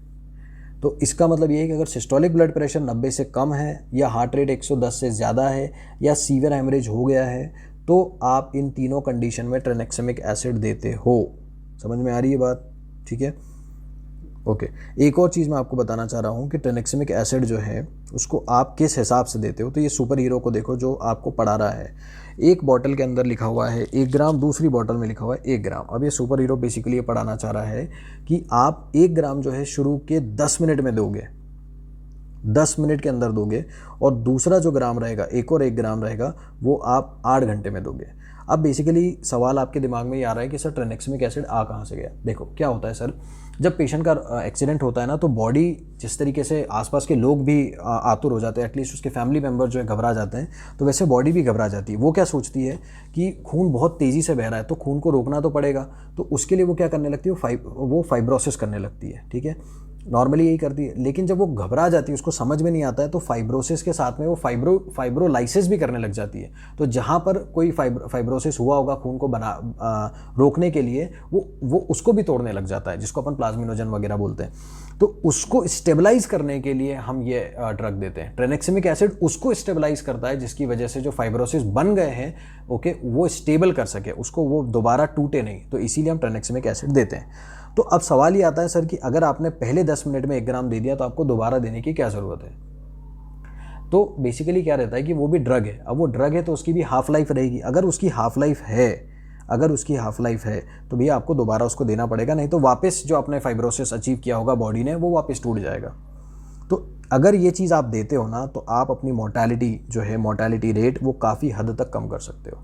तो ये पूरा कंसेप्ट रहा ट्रेनेक्सिमिक एसिड का। अब हम चलते हैं एक और कंडीशन पे, और वो है हमारे पास में REBOA. Basically resuscitation endovascular, okay, balloon occlusion of aorta. अब इसमें क्या करते हैं, सपोज एक पेशेंट आया आपके पास में और उसको ब्लीडिंग हो रही है। अब समझ में नहीं आ रहा है कि वो ब्लीडिंग आ कहाँ से रही है, वो वेसल आपको मिल नहीं रही है। तो अब आप क्या करोगे?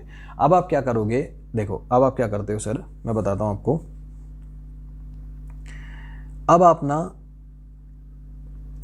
एक बलून कैथेटर डालते हो एक वेसल से, एओर्टा की तरफ पहुंचते हो और उसके अंदर वो बलून को फुला देते हो।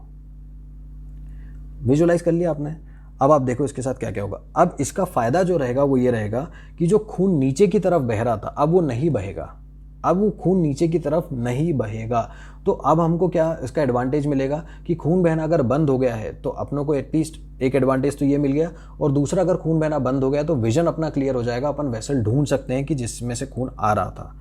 तो इसका अपनों को ये मदद मिलती है। बाय द वे मैं ये भी बता दूं कि ये परमानेंट इलाज नहीं है। ये आपको ज़्यादा से ज़्यादा 15 या 30 मिनट तक का टाइम दे सकता है, उससे ज़्यादा नहीं दे सकता।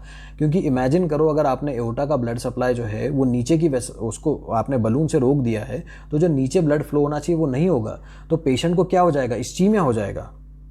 समझ रहे हो मेरी बात को?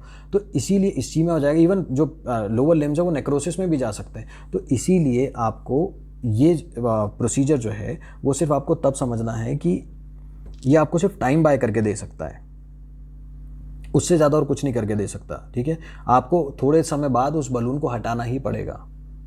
ओके, अब हम चलते हैं एक और की तरफ, वो है डैमेज कंट्रोल रिससिटेशन। अब देखो, डैमेज कंट्रोल रिससिटेशन में क्या होता है, बहुत सारे लोगों ने ये ऑब्जर्व करा कि जब पेशेंट को ट्रॉमा का आता है हमारे पास में, ठीक है, तो हम जनरली क्या करते हैं, हम बहुत अग्रेसिव अप्रोच रखते हैं। लेकिन ये ऑब्जर्व करा गया है कि जितना अग्रेसिव अपन अप्रोच रखते हैं ना, उससे पेशेंट की कंडीशन / मोर्टेलिटी और बढ़ने लग जाती है। तो इसी के लिए ये टॉपिक आया है, और वो है डैमेज रिकंट्रोल रिससिटेशन। अब ये इंजीनियर साहब को देखिए, ठीक है, ये इतने खुश क्यों हैं? बेसिकली इसलिए खुश हैं क्योंकि इनका अब समाधान निकल के आ गया है। अब हम क्या करते हैं, सबसे पहले आता है अर्ली हेमरेज कंट्रोल। कहने का मतलब ये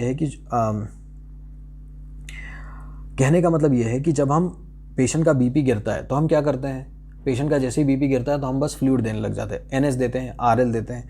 अब प्रॉब्लम क्या होती है सर, प्रॉब्लम ये होती है कि आपने NS दे दिया, RL दे दिया। अब उसमें प्रॉब्लम क्या होती है कि उसके अंदर हीमोग्लोबिन नहीं है, मतलब ऑक्सीजन कैरिंग कैपेसिटी नहीं है। तो अब आप ये तो देते जाते हो, लेकिन ऑक्सीजन की जो वैल्यू है वो कम होने लग जाती है, और एट द सेम टाइम जो प्लेटिलेट्स रहते हैं, जो क्लॉटिंग फैक्टर्स रहते हैं, वो डाइल्यूट होते जाते हैं, जिसको अपन डाइल्यूशन कोएगुलोपैथी बोलते हैं। तो अब आप क्या कर रहे हो कि आप फ्लूइड तो देते जा रहे हो, लेकिन अगर क्लॉटिंग फैक्टर जो है, ओके, वही डाइल्यूट हो गए तो कोएगुलोपैथी आ जाएगी। मतलब जिसको खून रोकना चाहिए था वो खून नहीं रोक पाएंगे। क्यों? क्योंकि आपने RL और NS या IV फ्लूइड इतना ज़्यादा दे दिया है कि वो क्लॉटिंग फैक्टर्स इकट्ठे ही नहीं हो पा रहे, वो क्लॉट नहीं बना पा रहे, तो वो फाइब्रिन नहीं बना पा रहे। तो अब क्या वो ब्लीडिंग कभी भी रुकेगी? वो नहीं रुकेगी। तो इसीलिए इसको कहा जाता है कि आप सबसे पहले ये मत करो, आप सबसे पहले हेमरेज कंट्रोल करो। नॉर्मली क्या होता है, अपन फ्लूइड देते रहते हैं। फिर दूसरा पॉइंट है डैमेज कंट्रोल रिससिटेशन का, वो है परमिसिव हाइपोटेंशन। परमिसिव हाइपोटेंशन से मतलब ये है कि देखो, अगर पेशेंट का मान लो बीपी 90-60 जा रहा है, ठीक है, तो कोई भी जूनियर रेसिडेंट आता है और वो क्या बोलेगा, अरे भैया फ्लूइड दो, उसका बीपी जो 120-80 अचीव करो। लेकिन ये ऐसा नहीं होता है, आपको ज़रूरी नहीं है 120-80 अचीव करना। देखो क्या होता है ना, जो बॉडी होती है ना वो भी रिस्पॉन्ड करती है ट्रॉमा की तरफ, वो भी चाहती है कि मैं भी अपना जो खून बह रहा है उसको बचा सकूं। तो उसके लिए वो पता है क्या करती है, उसके लिए वो जहाँ पर भी इंजरी होती है जिस भी वेसल में, कुछ ना कुछ क्लॉट बनाने लग जाती है। ठीक है, अब वो क्लॉट इतना स्टेबलाइज होता नहीं इतना जल्दी। ठीक है, अब सपोज आपने फ्लूइड दे दिया और आपने बीपी बढ़ा दिया, तो जैसे ही बीपी बढ़ता है ना तो जो क्लॉट स्टेबलाइज नहीं हुआ रहता है वो अनस्टेबलाइज हो जाता है, वो वहाँ से अपनी जगह से हिल जाता है। क्यों? क्योंकि उसका प्रेशर एकदम से बढ़ गया, तो वो टुकड़ा जो है वो टूट के बाहर हो जाता है। जैसे ही वो टूट के बाहर होता है तो वापस ब्लीडिंग होने लग जाएगी। तो आप समझ रहे हो कि आप बीपी, आपने पेशेंट का देखा कि आप बीपी कम है, आप बीपी बढ़ाने की कोशिश कर रहे हो, लेकिन अब आपने कर क्या दिया है कि वो जो क्लॉट था वो डिस्टेबलाइज हो गया, मतलब ब्लीडिंग वापस शुरू हो गई है। So that is damage control resuscitation के अंदर, दैट इज परमिसिव हाइपोटेंशन, कि आप इतना हाइपोटेंशन अलाउ कर सकते हो, आपको घबराने की कोई बात नहीं है। फिर अगला आता है ये बाल्टियाँ, और बाल्टी के अंदर लिखा हुआ है स्टॉप। कहने का मतलब ये है कि लिमिट क्रिस्टलॉइड्स। ये मैंने पहले ही पॉइंट में बता दिया कि ऐसा मत करो कि आप NS RL देते ही जा रहे हो। क्यों? क्योंकि उससे प्रॉब्लम होती है डाइल्यूशन कोएगुलोपैथी की। जो प्लेटिलेट्स रहते हैं, जो क्लॉटिंग फैक्टर्स रहते हैं, उनको इकट्ठे होने की ज़रूरत है। लेकिन आपने पानी इतना दे दिया, जैसे बाढ़ आती है तो उसमें सब लोग कैसे अलग अलग हो जाते हैं, बस वैसा ही होता है कि आपने पानी इतना दे दिया कि सारे क्लॉटिंग फैक्टर्स अलग अलग हो गए, और अब वो एक नहीं हो पा रहे, जिसकी वजह से क्या हो रहा है कि क्लॉट नहीं बन पा रहा है। तो आपने देखा तीनों पॉइंट जो है वो कहीं ना कहीं हेमरेज को कंट्रोल करने की तरफ ही जा रहे हैं वो। फिर चौथा जो है वो है 1:1:1 के रेशो में आप दोगे PRBC, FFP और प्लेटिलेट। ये आता है डैमेज रिकंट्रोल रिससिटेशन में। तो आपने एक में क्या दे दिया, PRBC रेड ब्लड सेल दे दिया, फिर एक में आपने क्या दे दिया, फ्रेश फ्रोजन प्लाज्मा दे दिया। ठीक है, प्लाज्मा दे दिया। फिर दूसरी चीज़ आपने क्या दे दी, प्लेटिलेट्स दे दी। तो अभी तक आप क्या क्रिस्टलॉइड्स दे रहे थे, अब अपन ब्लड प्रोडक्ट्स देंगे, और वो भी 1:1:1 के रेशो में। ठीक है, PRBC, फ्रेश फ्रोजन प्लाज्मा और प्लेटिलेट कंसंट्रेट। तो ये चारों चीज़ें मिलाकर होता है डैमेज कंट्रोल रिससिटेशन, जिस पर क्वेश्चन भी आता है। अब सवाल ये उठता है कि इससे क्या चीज़ फ़ायदा होगा। बेसिकली इससे पेशेंट को तीन चीज़ें हो सकती है, या तो पेशेंट रिस्पॉन्ड करेगा, या पेशेंट रिस्पॉन्ड नहीं करेगा, या पेशेंट थोड़े टाइम के लिए रिस्पॉन्ड करेगा और वापस पूरा वैसे ही हो जाएगा।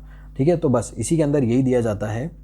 ठीक है, पर पहले मैं एक चीज़ और बताना चाहूँगा, और वो है ये ATLS अपडेट। ATLS अपडेट क्या बोलता था कि सर पहले आप 4 लीटर का फ्लूइड दो, लेकिन अभी जो नया लेटेस्ट अपडेट आया है उसमें कहा जाता है ज़्यादा कुछ मत करो, सिर्फ 1 लीटर का ही आप उसको फ्लूइड दे दो। ओके, तो अभी अपना सर्कुलेशन वाले पॉइंट पर ये बाय द वे है ना, कहीं घूम मत जाना। तो अब अपनों ने 1 लीटर फ्लूइड दे दिया। अब इसमें तीन तरह के रिस्पॉन्स आएंगे। या तो पेशेंट रिस्पॉन्ड करेगा कि जो उसके वाइटल्स थे वो स्टेबल हो गए हैं और पेशेंट ठीक हो गया, कोई दिक्कत वाली बात नहीं है। दूसरा जो है वो ट्रांजिएंट रिस्पॉन्डर, मतलब पेशेंट जो है उसके वाइटल स्टेबल तो हो गए थे लेकिन अब वापस ख़राब हो गए हैं। ठीक है, तीसरा जो है कि भैया आपने फ्लूइड दे दिया लेकिन वो रिस्पॉन्ड नहीं कर रहा है। ठीक है, अब देखो इसमें प्रॉब्लम ये नहीं है कि ये चीज़ समझने में दिक्कत है, प्रॉब्लम यहाँ आती है कि इसका करना क्या है सर। अगर सच में रियल लाइफ में आपके पास ऐसा पेशेंट आ जाए तो आप क्या करोगे, तो आप समझोगे। सबसे पहले तो ये है कि अगर पेशेंट ने रिस्पॉन्ड कर दिया तो मतलब वो ठीक है। ठीक है, आप उसको अब आप छोड़ सकते हो, थोड़ी देर स्टेबलाइज करेगा, पेशेंट स्टेबलाइज फील करेगा, आप वार्ड में रख सकते हो उसको। अब यहाँ पर बात आ रही है दूसरी की ट्रांजिएंट रिस्पॉन्डर है, मतलब पेशेंट ने पहले तो इम्प्रूव करा, वो बाद में बिगड़ गया। इसका मतलब अभी भी खून कहीं ना कहीं से तो जा रहा है, क्योंकि इतना, सपोज आप 1 लीटर फ्लूइड भी दे रहे हो, ठीक है, तो आप उम्मीद ये करते हो कि भैया 1 लीटर फ्लूइड से उसका बीपी जो है वो थोड़ा बहुत स्टेबल हो जाए।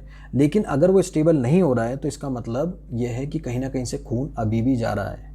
तीसरा चीज़ जो है वो ये है कि अगर वो आप फ्लूइड देते हो और पेशेंट रिस्पॉन्ड ही नहीं कर रहा है, ठीक है, तो इसका तुरंत मतलब यही है कि कोई ना कोई वेसल जो है वो अंदर ही अंदर टूट गई है, कट गई है, जिसमें अंदर ही अंदर बॉडी के इंटरनल हेमरेज हो रहा है, इंटरनल ब्लीडिंग हो रही है, अंदर ही अंदर खून बह रहा है पेशेंट को, और तुरंत उसको इंटरवीन करने की ज़रूरत है। ठीक है, आपको इंटरवीन करना तो या तो सर्जरी करना पड़ेगी, ओके, देखना पड़ेगा कि कहाँ पर कौन सी वेसल है, ओके। इसलिए नॉन रिस्पॉन्डर में आपको तुरंत इंटरवेंशन की ज़रूरत है और आप ब्लड प्रोडक्ट्स दोगे रादर देन गिविंग क्रिस्टलॉइड्स। समझ में आ रही कुछ चीज़ें। चलो अब अपन चलते हैं फाइनली डिसेबिलिटी मैनेजमेंट पर। अब डिसेबिलिटी मैनेजमेंट जो है वो भी बड़ा सिंपल है। उसके लिए अपन जो सिर्फ है एक ही चीज़ देखते हैं और वो है GCS, ग्लासगो कॉमा स्केल। अब ग्लासगो कॉमा स्केल जो है वो बहुत ही सिंपल है, ठीक है। मिनिमम ये 3 होता है, मैक्सिमम 15 होता है, ठीक है। इसके अंदर EVM क्राइटेरिया देखते हैं, मतलब आई का रिस्पॉन्स देखते हैं, वर्बल देखते हैं और मोटर रिस्पॉन्स देखते हैं। अब सवाल जो है ना वो ये नहीं है कि आपको ये नहीं आता, सवाल ये है कि सर इसका क्वेश्चन आता है और हमसे बन नहीं पाता, और उसी के लिए मैं आपको निमोनिक बताऊंगा जिससे आपको याद रहेगा। अब देखो सबसे पहले आता है, आप इसको याद रखो कि इट इज़ E4V5M6। तो जो चीज़ अभी आपका GCS कितना है बाय द वे, आपका GCS है पूरा के पूरा 15, ठीक है। इसका मतलब ये है कि आप आई जो है वो अपने आप खोल पा रहे हो, आपकी आंखें खुली हुई है। वर्बल रिस्पॉन्स में ये है कि आप जो है आराम से बोल पा रहे हो, कोई प्रॉब्लम नहीं आ रही हो। मोटर रिस्पॉन्स जब आपका मन कर रहा है हाथ हिला रहे हो, पैर हिला रहे हो। अब आई में क्या होता है ना सर, आप इमेजिन करो कि एक पेशेंट के पास आप जा रहे हो, पेशेंट की आंखें पहले से खुली है, तो आप उसको क्या स्कोर दोगे, E4। अब आप जा रहे हो पेशेंट के पास में, ये मेरे साथ में विजुलाइज करते जाना स्टोरी। अब आप पेशेंट के पास में जा रहे हो और अब आप पेशेंट को उठाते हो, उसका नाम लेते हो, या भैया या दीदी, जो भी आप नाम लेते हो, तो वो आँख खोलता है, मतलब वो वर्बल कमांड्स पे आँख खोल रहा है, तो उसका रिस्पॉन्स क्या हो जाएगा अपने पास में, E3। अब सपोज वो आप जा रहे हो, आप नाम ले रहे हो, वो आँख नहीं खोल रहा, तो आप क्या करते हो, अब आप उसको पेन करते हो, मतलब या तो ट्रेपीजियस मसल को दबाते हो, ठीक है, अपने अंगूठे से, या आप क्या करते हो, जिसको मैं आपको विजुलाइज करवाने के लिए कहूँगा, आप जो अपनी नकल्स होती है सीधे हाथ की, ठीक है, उससे आप उसकी स्टर्नम जो रहती है उसको पेन पहुंचाते हो। जब आप उसको पेन पहुंचाते हो तो फिर वो रिस्पॉन्ड करता है, वो अपनी आंखें खोल लेता है, तो वो जो रहता है वो E2 होता है। अब प्रॉब्लम ये नहीं कि आपको समझ में नहीं आता, प्रॉब्लम ये है कि सर ऐसे रिस्पॉन्सेस में कौन सा नंबर दिया जाए जिससे हम GCS क्राइटेरिया बता पाए, वो आप बताइए। क्योंकि क्वेश्चन तो ऐसे ही आते हैं, और स्पेशली जब MCQ एग्जाम में आते हैं ना, तो आपके पास टाइम नहीं रहता है कि यार, आपको इतना बुरा लगता है कि यार मैंने GCS इतने बार पढ़ लिया लेकिन मैं उसको आंसर नहीं कर पा रहा हूँ, तो प्रॉब्लम जो है वो वहाँ आती है। तो इसीलिए मैं आपको ये बता रहा हूँ कि जो आप पेन वाला रिस्पॉन्स है ना, जिसकी वजह से वो आँख खोल रहा है, तो उसमें आपने नकल्स जो दबाई थी वो 2 उंगलियों की नकल से दबाते हो आप। अगर आपने गौर फरमाया हो तो आप 3 उंगलियों से नहीं दबाते हो, आप 2 से दबाते हो। तो उस 2 नंबर से आपको याद रखना है कि सर पेन पे अगर पेशेंट आँख खोल रहा है तो उसका नंबर आएगा E2, और अगर वो नहीं खोल रहा है तो E1। और अगर, ठीक है, और अगर मान लो वो ब्लाइंड है या आप एक्सेस नहीं कर पा रहे हैं, ठीक है, कोई वजह से, तो फिर अपन NT लिख देते हैं, ठीक है, नॉन टेस्टेबल, कि अपन वो टेस्ट नहीं कर पाए। अब हम चलते हैं वर्बल की तरफ। अब देखो वर्बल में आप और मैं, अभी हमारा स्कोर क्या है, V5, ठीक है, हम दोनों पूरे के पूरे सेंटेंसेस बोल पा रहे हैं। अब धीरे धीरे इसको डाउनग्रेड करेंगे, ठीक है। अब देखो वर्बल में क्या होता है, पेशेंट जो है पूरा सेंटेंस बोल पाता है और मतलब ओरिएंटेड है, ठीक है, मतलब आप उससे पूछते हो कि भैया आपका नाम क्या है, कहाँ रहते हो, तो वो आप बता पा रहा है, ठीक है। फिर उसके बाद में वो ओरिएंटेड नहीं है लेकिन फिर भी सेंटेंस बोल पाता है। आप इसको अपने इंग्लिश क्लासेस से समझो कि इंग्लिश क्लासेस में आपको पहले वर्ड सिखाए गए थे, फिर वर्ड से सेंटेंस बनाना सिखाए गए थे। अब अपन इसका उल्टा कर रहे हैं कि पहले आपने सेंटेंस जो है वो बनाए, मतलब पेशेंट जो है सेंटेंस पूरा बोल पा रहा है, फिर उसके बाद में वर्ड बोल पा रहा है। अगर आपने ये चीज़ समझ ली ना, तो आपको मैं वर्बल रिस्पॉन्स एक झटके में याद करा दूंगा, ठीक है। तो V5 में तो आपका मेरा V5 है। अब V4 में क्या हो रहा है कि पेशेंट जो है वो बोल तो रहा है, सेंटेंस भी बोल रहा है, लेकिन वो ओरिएंटेड नहीं है। Oriented to what, oriented to time, place and person. तो अब आप क्या करोगे, जैसे पेशेंट से आप पूछते हो कि भैया आज कितनी तारीख है, तो वो बोलेगा सेब। आप पूछोगे कि भैया आप अस्पताल में हो कि नहीं, तो बोलेगा नहीं, मैं तो अपने ड्राइंग रूम में अपना खाना वाना खा रहा हूँ। तो ये होता है हमारे पास में कि वो वर्बल रिस्पॉन्स तो दे रहा है लेकिन वो ओरिएंटेड नहीं है, तो दैट बिकम्स जस्ट एक नंबर कम कर दो एंड दैट इज V4। फिर आता है हमारे पास में कि पेशेंट जो है सिर्फ एक शब्द बोल पा रहा है, जिसको हम बोलते हैं इनएप्रोप्रिएट वर्ड्स, ठीक है। अब देखो अभी भी शब्द बोल पा रहा है वो, गौर फरमाना इस पर, तो उसको जो है हम देते हैं 3 नंबर। मैं इसको हमेशा ऐसे याद रखता हूँ, इनएप्रोप्रिएट वर्ड मतलब क्या होता है कि यार you are using something inappropriate, you should not use that. तो इनएप्रोप्रिएट को मैं हमेशा गाली से समझता हूँ, और गाली जो है आप कोई भी इमेजिन कर ले 3 शब्दों की, तो उससे आपको याद रहेगा कि V3 जो रहता है, क्योंकि 3 शब्दों की गाली रहती है, तो अगर पेशेंट गालियां दे रहा है तो उसका वर्बल रिस्पॉन्स 3 रहता है। तो इससे आप तुरंत पहुंच सकते हो कि V3 पर। इनकॉम्प्रिहेंसिबल साउंड जो है वो V2 है। बेसिकली उसमें क्या रहता है ना, उसमें पेशेंट सिर्फ ग्रोन करता है, मोन करता है, और कुछ भी नहीं करता है, ठीक है। वो ग्रोन करेगा, आ ऊ ये, उसको हम रिस्पॉन्स देते हैं V2। और अगर वो कुछ नहीं करता है तो उसको हम देते हैं V1। जीरो जैसा तो कुछ होता ही नहीं है। और पेशेंट को अगर मान लो इंट्यूबेटेड है तो अपन बोल देते हैं वर्बल रिस्पॉन्स नॉन टेस्टेबल। अब फाइनली हम लास्ट पर आते हैं, और वो है हमारे पास में मोटर रिस्पॉन्स। मोटर रिस्पॉन्स को है वो भी बड़ा सिंपल है, M6 आपका और मेरा M6 जो है वो नॉर्मल है, ठीक है। उसके बाद क्या हो रहा है, पेशेंट जो है वो कमांड ओबे करता है, ठीक है। आप बोलते हो भैया हाथ उठाओ, हाथ उठाता है, ओके। दूसरा चीज़ है आप उसको पेन पहुंचाते हो। तो देखो नॉर्मली क्या होता है, अगर कोई आपको पेन चिमटी खोड़ेगा तो आपका हाथ उसकी तरफ जाता है, राइट। तो you are able to localise the pain, कि कहाँ पर आपको दर्द हो रहा है वहाँ पर आप उसको रब करने लग जाते हो, तो उसका रिस्पॉन्स होता है V5। दूसरा जो होता है वो होता है V4। अब प्रॉब्लम कहाँ आती है, यहीं से आती है कि M4, M3, M2 और M1 इसको कैसे याद रखना है। देखो मैं हमेशा M4 को ना ऐसे याद रखता हूँ कि जो 4 है ना उसके लिम्स को देखो आप, ऐसा लगता है कि दोनों सब पास आ रहे हैं, there is a flexion that is happening, ठीक है, फ्लेक्शन हो रहा है, that is a normal flexion, ठीक है। आप देखो ना 4 को एक बार इमेजिन करो कि उसके जो लिम्स है वो पास ही है ना एक दूसरे से, एक्यूट एंगल ही बना रहे हैं, तो it is getting withdrawn from the pain, मतलब पेशेंट फ्लेक्स कर रहा है, तो उसको अपन देते हैं V4। अब आप देखोगे डी कॉर्टिकेट को, जिसको अपन बोलते हैं एबनॉर्मल फ्लेक्शन, मतलब ये कि पेशेंट ने फ्लेक्शन तो करा लेकिन छाती की तरफ करा, जिसको मैं पता है कैसे समझाता हूँ, मैं उसको इस तरीके से विजुलाइज करवाता हूँ। अरे कहाँ गया, ये बॉडी बिल्डर की तरह, ये बॉडी बिल्डर की तरह आप ये देखो कि ये कैसे विजुलाइज कर रहा है। ये जो अंकल विजुलाइज कर रहे हैं ना, उनका आपने पोज देखा, वो पोज चेस्ट की तरफ जा रहा है। Chest is what, core. Chest को आपको कैसे याद रखना है, कोर की तरह याद रखना है। तो अगर वो एबनॉर्मल फ्लेक्शन कोर की तरफ जा रहा है तो आप उसको देखोगे तो दोनों कंधे उसके 3 बना रहे हैं। तो इसीलिए जब आप डीकॉर्टिकेट करते हो या एबनॉर्मल फ्लेक्शन करते हो तो उससे आपका नंबर मिलता है M3। फिर आता है हमारे पास में डीसेरिब्रेट। अब डीसेरिब्रेट में क्या रहता है, आप देखेंगे तो आप ई का माहौल है उसके अंदर, ई डीसेरिब्रेट, ओके। डी के अंदर एक ही आ रहा है, सेरिब्रेट में फिर आ रहा है, फिर ई आ रहा है, तो उस ई से आपको याद रखना है एक्सटेंशन, नॉर्मल एक्सटेंशन, ठीक है। और उसका जो नंबर है वो है M2, ठीक है। और लास्ट है हमारे पास में M1। अब खैर अब अपन आते हैं कि हेड इंजरी जो है उससे अपन कैसे डिस्क्राइब करते हैं अगर GCS ये है तो। अगर देखो GCS का स्कोर 8 से कम है तो अपन बोलते हैं कि there is a severe head injury. समझ में आ रहा है, GCS का स्कोर अगर 8 से कम है तो इसलिए एक हरा दरवाजा, एक पीला दरवाजा, एक लाल दरवाजा। लाल दरवाजा ये बता रहा है कि अगर 8 से कम है तो there is a severe head injury, okay. फिर उसके बाद में आप क्या करो, 4 बढ़ते जाओ, तो 8 से आप 12 पर आ जाओ। 12 है तो मॉडरेट, और 12 के बाद फाइनली 15 पे आप रुक जाओगे, तो that is mild head injury. तो बेसिकली GCS स्कोर से हम क्या पता लगाते हैं, लेवल ऑफ कॉन्शियसनेस पता लगाते हैं, ब्रेन रिस्पॉन्स पता लगाते हैं कि पेशेंट कितना अलर्ट अटेंटिव है, और फाइनली फिर हम करते हैं हेड इंजरी के बारे में, माइल्ड, मॉडरेट और सीवियर। चलिए अब अपन बढ़ेंगे अपने नेक्स्ट टॉपिक की तरफ।